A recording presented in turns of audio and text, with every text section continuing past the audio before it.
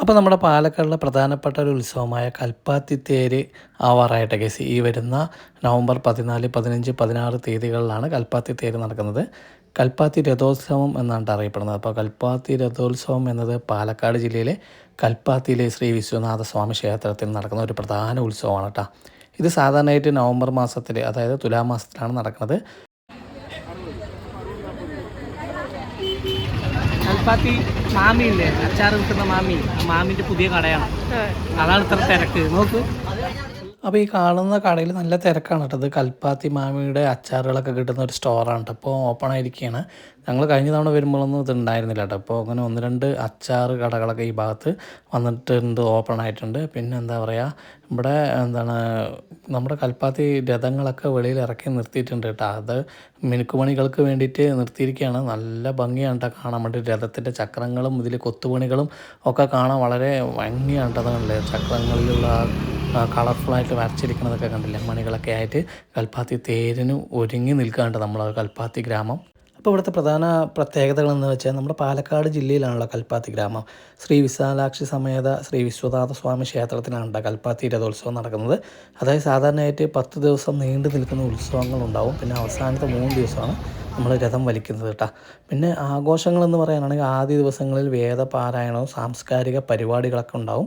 പിന്നെ പൂക്കൾ, വിളക്കുകളും കൊണ്ട് അലങ്കരിച്ച് കൂറ്റൻ രഥങ്ങൾ ഭക്തർ വലിച്ചു കൊണ്ടുപോകുന്നതാണ് പ്രധാനപ്പെട്ട ഒരു പ്രത്യേകത കേട്ടോ. കൽപ്പാത്തിയിലെ ഈ ക്ഷേത്രത്തിന് ദക്ഷിണകാശി എന്നൊരു വിശേഷണവും ഉണ്ട് കേട്ടോ. പിന്നെ പങ്കാളിത്തം എന്ന് പറയുകയാണെങ്കിൽ നമ്മൾ ലക്ഷക്കണക്കിന് ഭക്തർ പങ്കെടുക്കുന്ന ഒരു വലിയ ആഘോഷമാണ് കേട്ടോ കൽപ്പാത്തി രഥോത്സവം.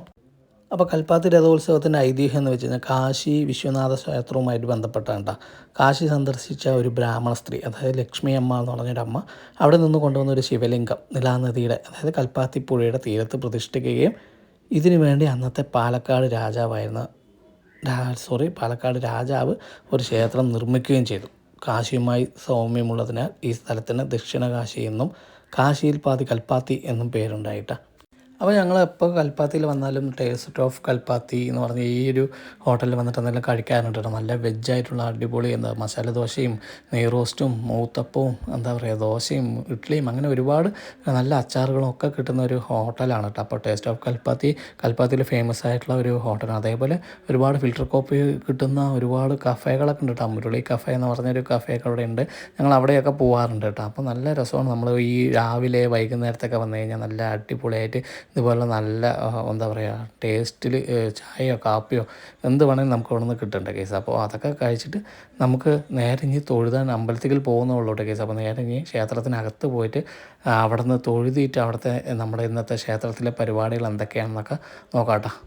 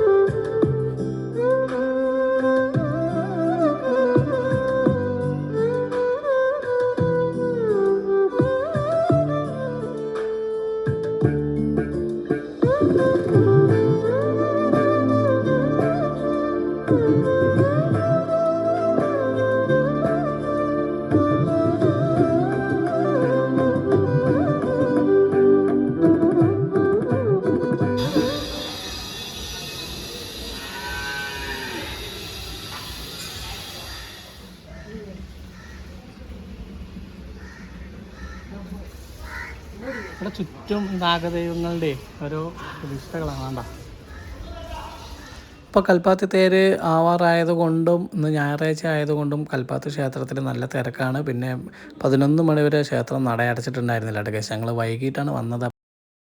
അപ്പോൾ നമ്മുടെ പാലക്കാടിലെ മനോഹരമായ രഥോത്സവ കാഴ്ചകൾ കാണാൻ ആഗ്രഹിക്കുന്നവർ എന്തായാലും ഈ മാസം നവംബർ 14, 15, 16 തീയതികളിൽ നമ്മുടെ പാലക്കാട്ടേക്ക് വരികയാട്ടെ ഗൈസ്. നല്ല അടിപൊളി എന്താ പറയുക, കണ്ണിന് കുളിർമയേകുന്ന ഒരു കാഴ്ചകളും ഒക്കെയാണ് ഇവിടുത്തെ. പിന്നെ ഈ കൽപ്പാത്തി അഗ്രഹാര വീതിയിലൂടെ നമുക്ക് തേര് പ്രയാണമൊക്കെ കാണാനൊക്കെ വളരെ ഭംഗിയാണ്. അപ്പോൾ എല്ലാവരെയും ഞാൻ സ്വാഗതം ചെയ്യുകയാണ്.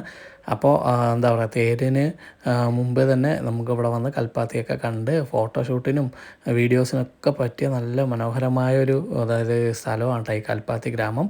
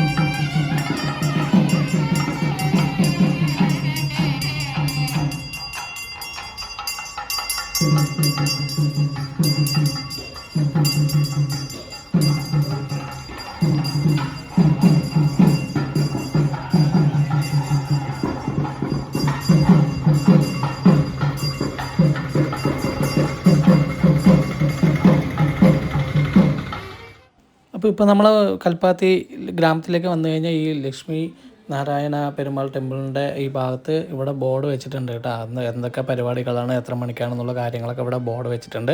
അപ്പോൾ ഇവിടെ നിന്ന് റൈറ്റിലേക്ക് തിരിഞ്ഞു കഴിഞ്ഞാൽ നമുക്ക് നേരെ കൽപ്പാത്തി പുഴയാണ് കേട്ടോ കാണുന്നത്.